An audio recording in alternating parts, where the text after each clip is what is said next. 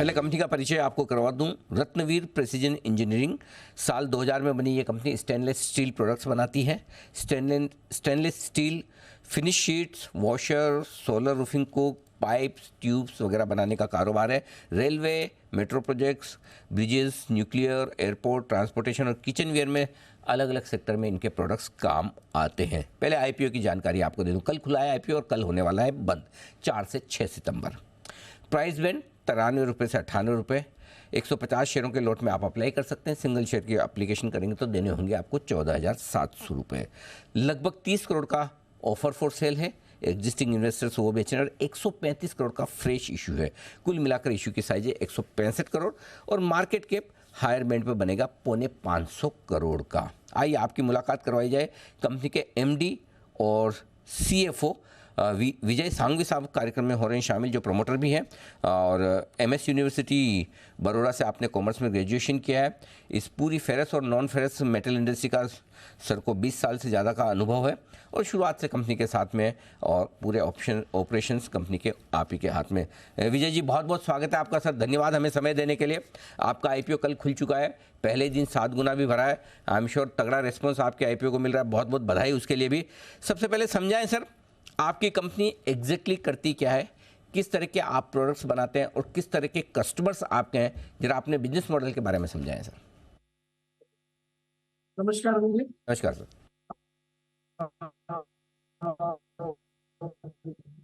Ratnaveer precision and sheet metal components, stainless steel tubes and pipes और finishing line के components बनाती है।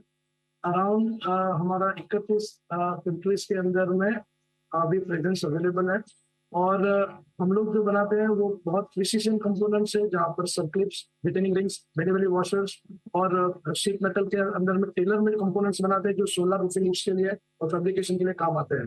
Company के पास में full in house R&D, development, designing tools का पूरा डिपार्टमेंट अवेलेबल है और करीबन लास्ट 20-22 साल से हम लोग ये सप्लाई कर रहे हैं। मेनली यूरोपियन मार्केट हमारा एक कोर सेक्टर है और यूरोपियन ऑल द डिस्ट्रीब्यूटर्स जो फॉर्च्यून 500 के कस्टमर्स है वो सब हमारे कस्टमर्स हैं।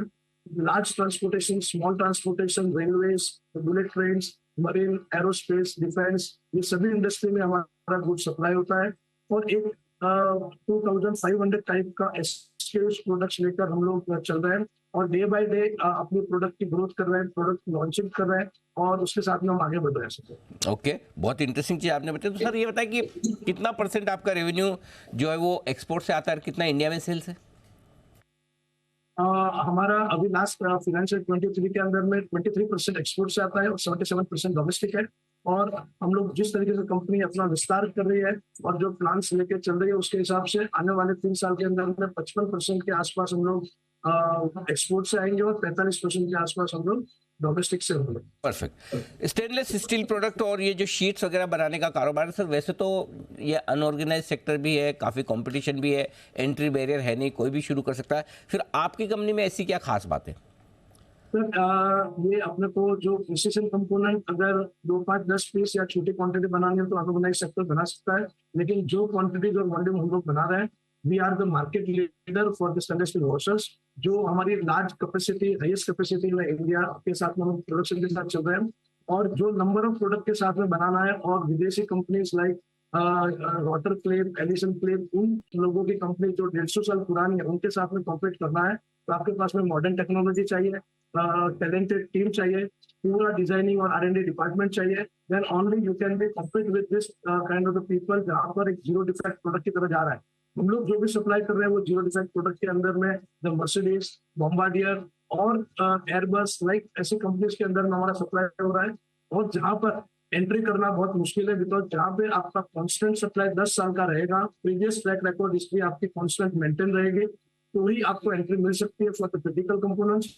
और हमारी कंपनी में ऑलरेडी 15 साल के अनुभव के साथ हम लोग आगे बढ़ गए हैं और उसके बाद हमको ऑलरेडी उसमें एंट्रीज मिल चुकी है और जो very high value addition item critical components के लिए हम लोग ऑलरेडी प्रूवन हो चुके हैं, हमारी प्रोडक्ट्स अप्रूव हो चुकी है और हम लोग सप्लाई करते हैं। सो एंट्री पॉइंट इतना इजी, कोई भी सेक्टर में कोई भी लोग आ सकते हैं। ठीक बात है। विजय जी, एक और चीज़ बताएं कि 135 करोड़ का आपका फ्रेश इशू है, थोड़ा वर्किंग कैपिटल में, थोड़ा जनरल कॉर्पोरेट पर्पज में रखा है, जबकि आपका डेट इक्विटी रेशियो इंडस्ट्री के मुकाबले में थोड़ा ज़्यादा है, 2 के ऊपर आपका डेट इक्विटी रेशियो है।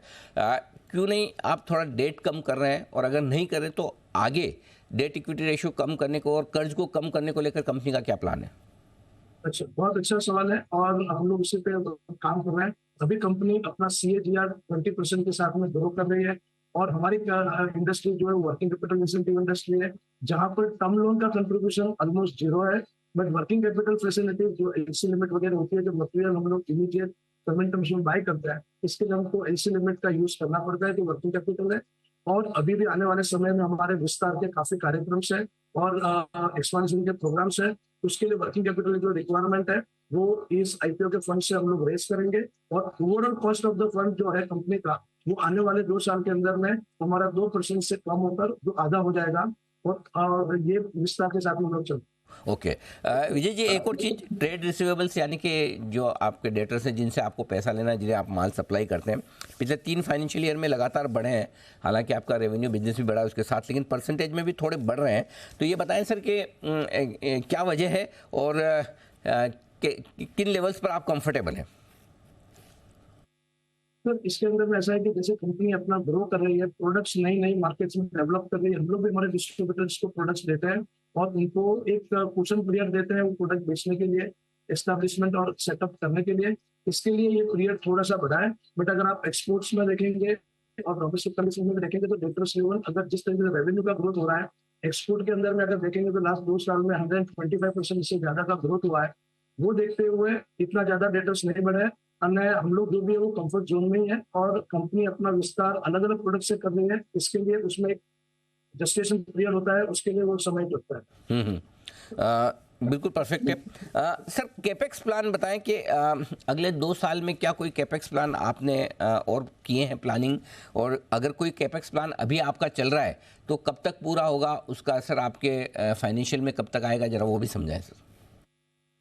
अनिल जी, अभी हमारा जो IPO है वो लाइव है, इसलिए मैं आपको न्यूमेरिकल फिगर्स के साथ और डेटा नंबर के साथ ले जाऊंगा, लेकिन कंपनी का जो प्लान्स है वो कैपेक्स के प्लान ऑलरेडी एग्जीक्यूटेड ऑनलाइन है और आने वाले 2 साल के अंदर में कंपनी ऑलमोस्ट एक अच्छा खासा कैपेक्स के साथ में अपनी अलग अलग कैपेसिटीज के अंदर में फॉरवर्ड इंटीग्रेशन प्रोडक्ट के वर्टिकल जो है उसमें आगे बढ़ रही है और आने वाले 3 साल के अंदर में कंपनी में 1x और 2x का ग्रोथ दिखाई देगा। बिल्कुल। एक और विजय जी ये बताएं, वैसे आपकी पिछले 3 सालों की जो ग्रोथ दिख रही है फाइनेंशियल्स की, बहुत मजबूत ग्रोथ दिख रही है, चाहे सेल्स के लिहाज से देखें, प्रॉफिट देखें, मार्जिन्स देखें। एक तो ये कि क्योंकि हमारे पास DRHP के हिसाब से 3 साल का ही नंबर होता है, तो पिछले 5-7 साल में किस तरह की ग्रोथ रही है और क्या हायर बेस पे अब जैसे जैसे कंपनी बड़ी हो रही है, क्या इस तरह की ग्रोथ आसानी से मेंटेन हो सकती है आगे भी? बिल्कुल सही सवाल है और बहुत अच्छा क्वेश्चन है। मैं आपको इसके बारे में ये कहना चाहूंगा कि कंपनी का 7 साल से लगातार CAGR जो है वो 17-18% के साथ ग्रो हो रहा है और लास्ट 3 साल से हम लोग 20-21% के साथ में CAGR के साथ में आगे बढ़ रहे हैं। कंपनी लगातार अपनी टॉप लाइन के साथ में बॉटम लाइन पर ऊपर बहुत ज्यादा फोकस है और अगर आप देखेंगे तो वो बॉटम लाइन भी बहुत ज्यादा इंप्रूव हो रही है और आने वाले समय में भी ये जो बॉटम लाइन है वो यहाँ से 2x की तरफ आगे बढ़ेगी क्योंकि कंपनी के अंदर वैल्यू एडिशन ऑफ प्रोडक्ट्स आ रहे हैं। कंपनी के पास में बहुत सारे अप्रूवल्स जो first time export from India ऐसी जो प्रोडक्ट्स लेकर हम लोग आ रहे हैं, मतलब और वो ऑलरेडी अप्रूव हो चुके हैं और ऑलरेडी हमारे सप्लाई भी लास्ट ईयर में हो चुके हैं। उसके फेज 2 के एक्सपेंशन और प्लानिंग सब इन प्रोसेस है। सो आने वाले 2 साल के अंदर में आप इसको लगातार बढ़ोतरी देखेंगे और कंसिस्टेंसी देख पाएंगे प्रॉफिट में भी और टॉप लाइन में। विजय जी, एक और आखिरी सवाल जो आपसे पूछना चाहता हूँ, क्या कहीं कोई आपको इंपोर्ट से भी कंपटीशन मिलता है कि अगर कोई सस्ता इंपोर्ट हो या फिर कोई दूसरा देश डंपिंग करने लगे, उनके वहाँ ड्यूटी कम कर दे कि चलो जैसे चाइना हो गया, तो क्या वहाँ कंपटीशन है और यदि है तो आप उसको कैसे हैंडल करते हैं, जरा वो समझाइए। हमारी प्रोडक्ट जो है वो लेबर ओरिएंटेड प्रोडक्ट्स है। हम लोग 20 साल से लगातार यूरोप में, यूके में और US में एक्सपोर्ट्स कर रहे हैं। अभी भी हमारा जापान, ऑस्ट्रेलिया और दूसरा मिडिल ईस्ट एरिया जो अफ्रीका का है वो ओपन है। उसके अलावा सबसे बड़ी डिमांड जो हम लोग देख रहे हैं वो इंडियन डोमेस्टिक मार्केट में भी देख रहे हैं क्योंकि जिस तरीके से लगातार ग्रोथ हो रहा है इंडियन मार्केट के अंदर में और सेफ्टी सिक्योरिटी के नॉर्म्स जो टाइटनिंग हो रहा है, मेक इन इंडिया का जो कंसेप्ट चल रहा है, उसको देखते हुए इंडिया में जो बुलेट ट्रेन्स के प्रोजेक्ट आ रहे हैं उसके अंदर में हम लोग पार्टिसिपेट कर रहे हैं और हम लोग बहुत ज्यादा बड़ा कॉन्ट्रैक्ट्स की तरफ आगे बढ़ रहे हैं। और आने वाले शॉर्ट टाइम के अंदर में आप देखेंगे कि कंपनी विल बी गेटिंग और winning the good contracts over there. तो कहने का मतलब है कि हमें डंपिंग का इतना ज्यादा नहीं है, कंपनी के पास में पूरा बैलेंस मॉडल है डोमेस्टिक और एक्सपोर्ट्स के साथ में। सो डंपिंग की कोई भी रिस्क हमें दिखाई नहीं दे रही है। पैरेलली या हमारी प्रोडक्ट के लिए 3 से 4 महीने के ऑर्डर बुक हमारे पास में ऑलमोस्ट लास्ट 8 साल से कॉन्स्टेंट रहते हैं। So order book position are also good. और जो प्रोडक्ट और वेराइटीज हम वन रूफ के अंदर में बनाते हैं वो शायद दूसरी कंपनीज हमें इतने कॉम्पिटिटिव नहीं करती है। कंपनी के पास में बैकवर्ड इंटीग्रेशन का प्रोसेस भी पूरा अवेलेबल है जो अदर कॉम्पिटिटर्स के साथ में मैच नहीं करता है। So in competitiveness of raw material, in competitiveness of the demand और in competitiveness of the preference of the customer, we are the through. So हमें इस प्रकार के कोई रिस्क आगे दिखाई नहीं दे रहा। विजय जी बहुत बहुत धन्यवाद, आपने समय दिया। वैसे तो आपको शुभकामनाओं की ज़रूरत है नहीं इस वक्त। आपका आईपीओ अगर पहले दिन 7-8 गुना बढ़ जाए तो रेस्पॉन्स कैसा मिलेगा आप समझ ही सकते हैं। फिर भी हमारी तरफ से बहुत बहुत बधाई भी और शुभकामनाएं भी आपके इस आईपीओ के लिए। थैंक यू सो मच जी, बहुत बहुत धन्यवाद सर जी। तो विजय सांघवी साहब बताते हुए अपनी कंपनी के आईपीओ के और प्लान्स के बारे में इस वक्त जो ग्लोबल